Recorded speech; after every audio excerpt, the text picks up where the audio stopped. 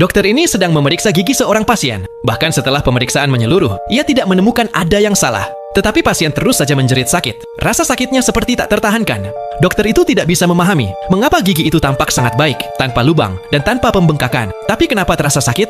Merasa agak curiga, ia memeriksa ronsen dengan lebih teliti. Di dekat akar gigi, ia melihat beberapa bayangan putih. Tetapi ia mengira itu hanya semacam pantulan cahaya. Jadi ia berkata kepada pasien, "Pulanglah dan istirahat. Semuanya baik-baik saja." Sore harinya, ketika ia selesai bekerja dan hendak pulang, ia melihat beberapa cacing di wastafel. Dengan cepat ia membuka saringannya dan melihat bahwa saringan itu penuh dengan cacing.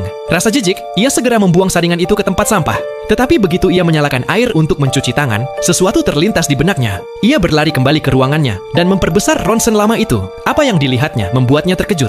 Bayangan putih itu ternyata adalah cacing. Cacing-cacing yang tertanam jauh di akar gigi. Ia belum pernah melihat yang seperti ini sebelumnya. Jadi ia langsung pergi ke perpustakaan untuk mencari tahu. Setelah membolak-balik buku cukup lama, akhirnya ia menemukan informasi dalam sebuah buku tua. Cacing ini disebut cacing gigi. Mereka bertelur di dekat gigi dan perlahan tumbuh.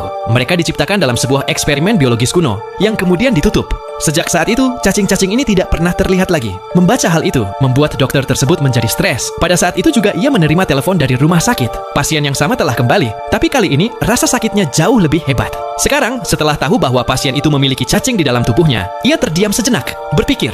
Lalu ia memukul kaca dan berkata kepada perawat, "Gunakan sarung tangan dan kacamata pelindung. Ini kasus serius." Tapi sang perawat menanggapinya dengan santai dan berkata, "Cepatlah, kondisi pasien semakin buruk." Ia tidak punya pilihan lain. Dengan cepat ia mengenakan pakaian pelindung dan bersiap untuk melakukan operasi. Begitu ia membedah gusi pasien untuk mengeluarkan cacing-cacing itu, pasien mulai menggeliat seperti orang kesurupan.